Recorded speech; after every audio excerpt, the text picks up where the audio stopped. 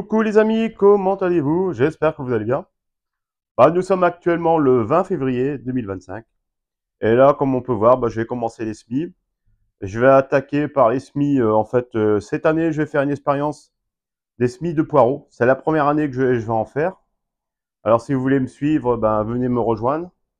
Cette année, je me suis dit, allez, comme les poireaux, j'en mange pas mal. Et c'est vrai que cette année dernière, j'en avais pas mis dans mon jardin. Je vais profiter un petit peu de ce cultivar et le mettre en pleine terre. Bon, là, comme on peut voir, j'ai acheté les poireaux bleus de Solès. Bleu de Solès, je sais pas si vous connaissez, c'est une variété qui marche très bien. Pareil, enfin, les poireaux en général, c'est une culture assez facile. En général, il faut avoir une bonne terre bien ameublée et surtout se protéger du ver de poireau. Mais sinon, après, c'est une culture assez facile dans l'ensemble. Et là, je vais faire aussi le persil. Le persil, je vais le faire en plaque alvéolée. Comme on peut voir, là, c'est du persil frisé vert foncé. Bon, c'est la première année que je vais prendre cette variété. D'habitude, je prends le bravoure. Mais bon, après le persil, je pense que tous les persils se vaut. Après, tant que le persil la donne un bon goût à nos tomates, à nos salades, tout fonctionne bien. Je suis pas difficile. Bon là, comme j'ai préparé, comme vous pouvez voir, j'ai préparé un pot avec du terreau. C'est du terreau spécial semis que j'ai pris comme tous les ans. Comme on peut voir, je prends toujours la marque Floragard. J'en profite quand je vais me balader sur Calais. Je prends 3 sacs de semis de Floragard. Enfin, je prends exactement 2 sacs de semis et un sac de rempotage. C'est des 70 litres et ça coûte dans les 10,80 €. C'est pas excessif. Bon, après, c'est vrai qu'il y a moins cher après. Mais bon, celui-là, c'est un bon terreau qui fonctionne bien et que j'ai des bons résultats avec. Comme on peut voir, regardez, le terreau par lui-même, il est très fin. Il va très bien travailler. Puis il y a quand on sort, on a vraiment une bonne odeur de terreau, pas une odeur de moisissure, champignons, tout ça, des terreaux qui sont mal exposés, tout ça, quoi. Bon, voilà. Bon, là, j'ai rempli, comme on peut voir, là, j'ai rempli le, le pot de terreau et je vais mettre les poireaux dedans parce que c'est vrai qu'il faut une bonne contenance parce que les poireaux, généralement, ça fait à peu près, ouais, comme on peut, un crayon, hein. Faut attendre que ça fasse un crayon. Alors, il faut une bonne profondeur pour voir que ça pousse. Alors, je vais bien semer dru et après, arroser ça et recouvrir de terreau finement avec mon tamis, comme on peut voir, comme tous les ans. Ça, j'avais acheté l'année dernière. C'est vrai qu'après, maintenant, à force d'avoir tout le matériel, on doit plus être obligé d'en racheter. Et voilà. Et surtout, ne pas oublier, bien sûr, les étiquettes. Bon, voilà. Allez, on est parti. Vraiment, comme on peut voir, là, les graines des poireaux, c'est vraiment minuscule, hein. C'est vraiment des petites graines de rien du tout, hein. Alors, je vais semer à la volée, on peut voir. Et je vais faire ça à la volée. Mais je vais en mettre très dru, hein. Ah, regardez, c'est vraiment des petits grains de rien du tout, hein. Alors, je vais vraiment semer très dru. Voilà. Après, j'éclaircisserai entre deux. Voilà. Voilà, il y en a beaucoup, hein. Et voilà. Voilà, voilà. Comme on peut voir, c'est vrai que j'en ai mis pas mal. Et après, ce qu'on va faire, là, après, je vais prendre du terreau, je vais recouvrir dessus.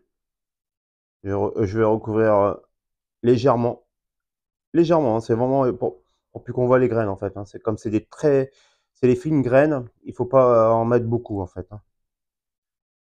Hop.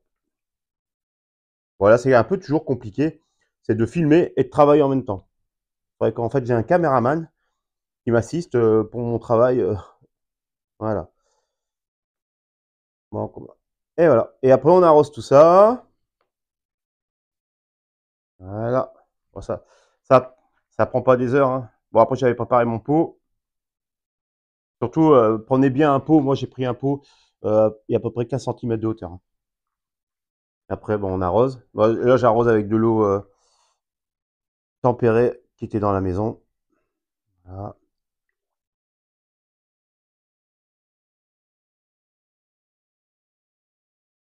Et après, ben, on n'aura plus qu'à surveiller le taux d'humidité. Voilà, voilà. Et c'est fait. Et ensuite, on prend. Ne pas oublier surtout l'étiquette, hein, parce que moi, comme je fais pas mal de semis, si on n'utilise pas la bonne étiquette ou bien qu'on met pas d'étiquette, après pour se repérer. Bon, après ça va, là, en général, c'est rare que je fais des semis dans des pots, hein. Voilà, comme ça, je mets dessus. Bon, je vais le laisser, moi, je vais le mettre dans mon arrière-cuisine. Vous voyez, il y a des températures la journée qui avoisinent à peu près les 15 degrés. Bon, la nuit, en ce moment, ça fait encore un peu frais. Mais je vais le mettre dans mes mini-serres que j'avais acheté auparavant.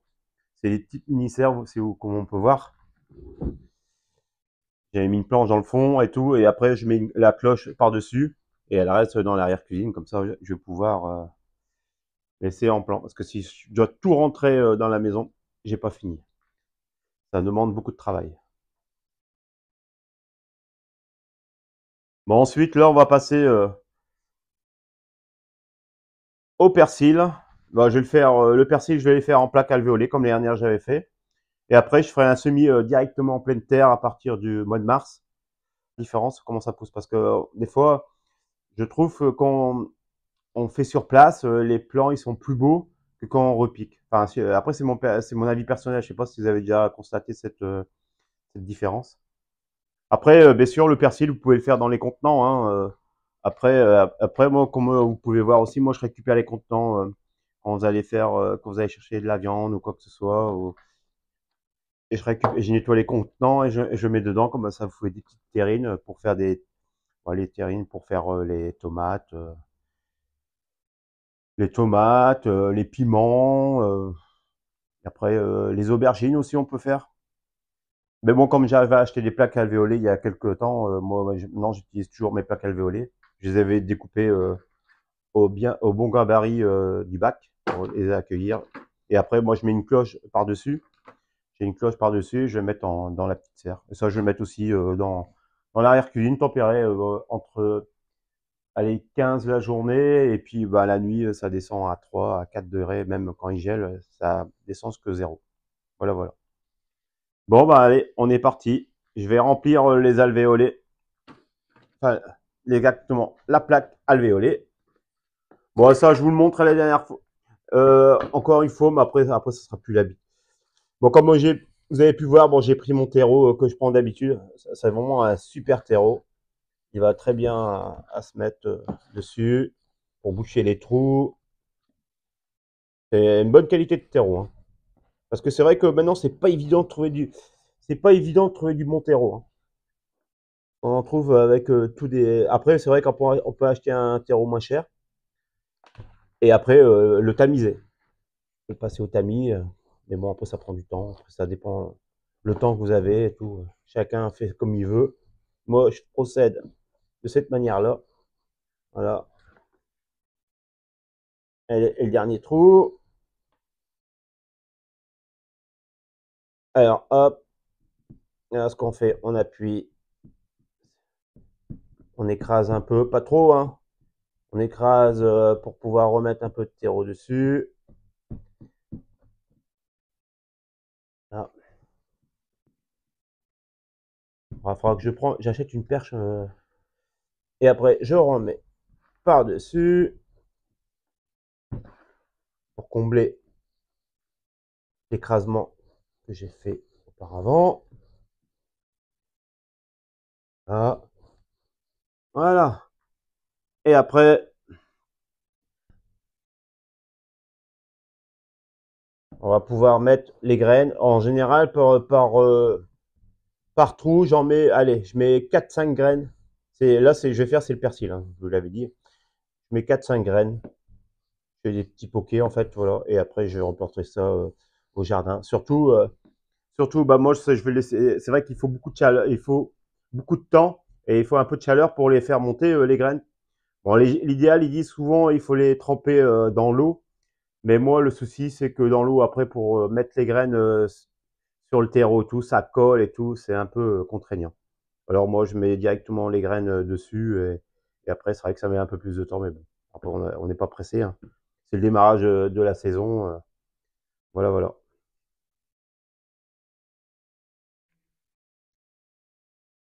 Et comme on peut voir, bah là, j'ai mis 4-5 graines par trou. Bon, après, c'est 4, 5, 6. Bon, c'est pas grave, hein, ça fait tout dépoquer et après, il faudra repiquer tout ça dans le jardin, tous les 10 centimètres. Voilà, après, je vais recouvrir. Je vais recouvrir de terreau. En général, ce que je fais, hop, c'est tout simple. Pour mon tamis. Voilà. Et après, je recouvre légèrement les graines.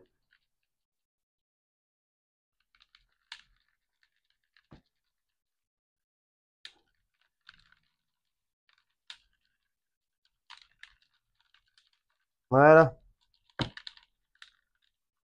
Et voilà. Désolé pour la qualité de l'image, mais c'est vrai que c'est pas évident de tenir et de travailler en même temps. Bon, après, je passe pas non plus un concours.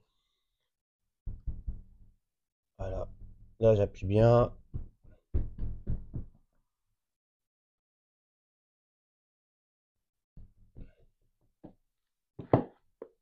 Ce que je fais après, j'appuie un petit peu dessus.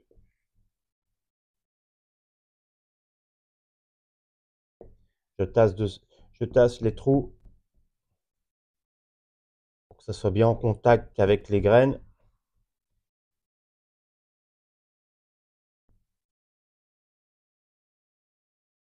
Alors,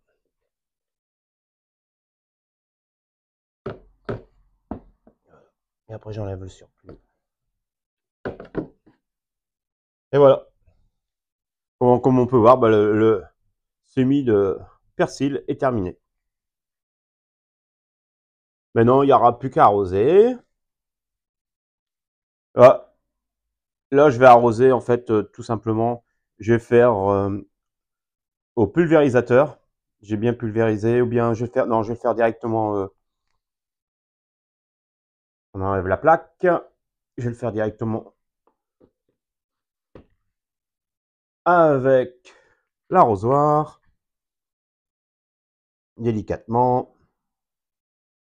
Voilà, on arrose bien. C'est pour pas J'arrose doucement en fait pour pas déplacer les graines que j'ai mis.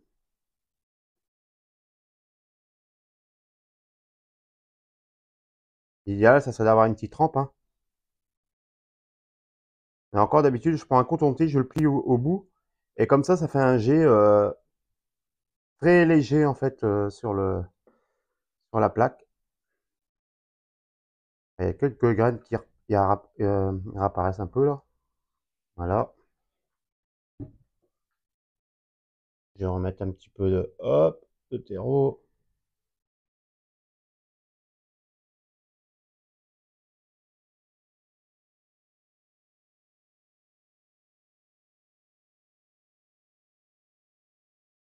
Et tout ça, je vais laisser dans mon arrière-cuisine, hein.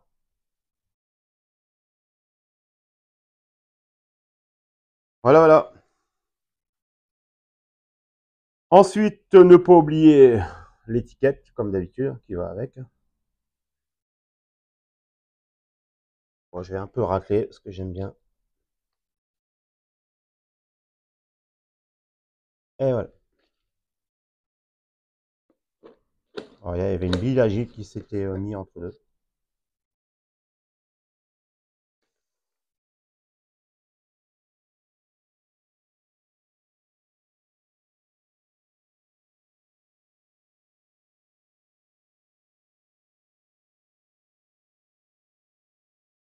Bon, je tasse bien. Les graines sont bien en contact. Voilà. Et voilà. Bon, bah, c'est terminé. Vous avez pu voir, bah voilà, j'ai rempli. Après, bien sûr, vous pouvez le faire en terrine, hein, comme j'expliquais auparavant. Vous mettez du terreau dedans et puis après, vous mettez vos graines de persil et après, vous repiquez directement dans le jardin. Après, on peut faire du persil aussi en pot, hein. D'ailleurs, je vais en faire un pot aussi par la suite.